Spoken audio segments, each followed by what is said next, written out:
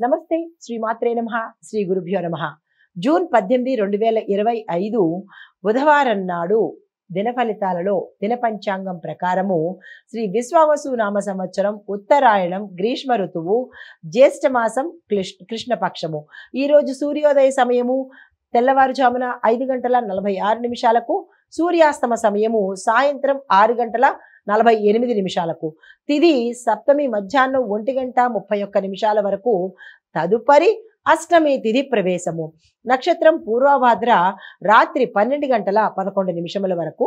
తదుపరి ఉత్తరాభాద్ర నక్షత్ర ప్రవేశము. ఈరోజు వర్జము ఉదయం 7:15 నుండి ఉదయం 8:48 వరకు. దుర్ముహూర్త సమయము ఉదయం 11:51 నుంచి 12:43 వరకు. రాహుకాలం మధ్యాహ్నం 12:17 నుంచి మధ్యాహ్నం 1:55 వరకు. యమగండ కాలం ఉదయము 7:23 నుంచి ఉదయం 9:01 వరకు. బ్రహ్మముహూర్త సమయము తెల్లవారి 4:10 నుంచి తెల్లవారి 4:58 వరకు. అమృత గడియలు సాయంత్రం 4:35 నుంచి సాయంత్రం 6:09 వరకు. ఈరోజు అభిజిత్ ముహూర్తం లేదు. నమస్తే. జూన్ 18, 2025 నాటి మేషాది ద్వాదశ రాశుల వారి యొక్క దిన ఫలితాలలో గ్రహస్థితులు వాటి యొక్క ప్రభావాలు ఈ 12 రాశుల మీద ఒక్కొక్క రాశి మీద ఎలా ఉండబోతోంది, ఆ గ్రహాల యొక్క స్థానాలు ఎలా ఉంటున్నాయి, వాటి ప్రభావాలు చూద్దాము. ముందుగా మేషరాశి వారి యొక్క గ్రహస్థితులు. బుధుడు వృషభ రాశిలో, సూర్యుడు మిథునంలో, చంద్రుడు వృశ్చికంలోనూ సంచారం చేస్తున్నారు.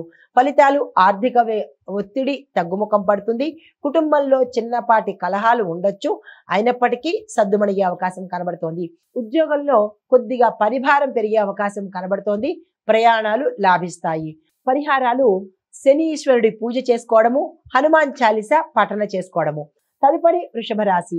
ఈ రాశి వారి యొక్క గ్రహస్థితి బుధుడు లగ్నంలోను, సూర్యుడు 2వ గృహంలోను అనగా 2వ ఇంట, చంద్రుడు వృశ్చికంలోను సంచారం చేస్తున్నారు. అయితే ఈ ఫలితాలు వ్యాపారంలో లాభాలు, కుటుంబం ప్రశాంతంగా ఉండబోతుంది. ప్రేమ సంబంధాలు బలపడతాయి. కొత్త అవకాశాలు అన్ని రంగాల్లో ఉన్న వాళ్లకు కొత్త అవకాశాలు వస్తాయి. అందుకునే ప్రయత్నం చేసుకోండి. పరిహారంగా బుధవారం రోజు ఈ రోజు 2 రోజులు కూడా గణపతి పూజ చేసుకుని శనివారం రోజు శనేశ్వరుడికి పూజ చేసుకున్నట్టయితే కనుక సానుకూలమైన ఫలితాలు పొందుతారు. తదుపరి రాశి మిథున రాశి. ఈ రాశి వారి యొక్క గ్రహస్థితులు బుధుడు 12వ ఇంట, సూర్యుడు లగ్నంలోను, చంద్రుడు వృశ్చికంలోను సంచారం చేస్తున్నారు. ఈ సంచార ఫలితాలు ఆఫీసులో మీ కార్యాలయాలలో పని భారము ఎక్కువగా పెరుగుతుంది. కొంత ఒత్తిడి ఉంటుంది. అయినప్పటికీ కూడా మీరు విజయాన్ని సాధించే అవకాశం కనబడుతోంది. ఆరోగ్య విషయంలో తప్పనిసరిగా జాగ్రత్తలు తీసుకోండి. మీకు చెప్పదగిన పరిహారము శివాలయంలో శివుడికి అభిషేకం చేయించుకోండి.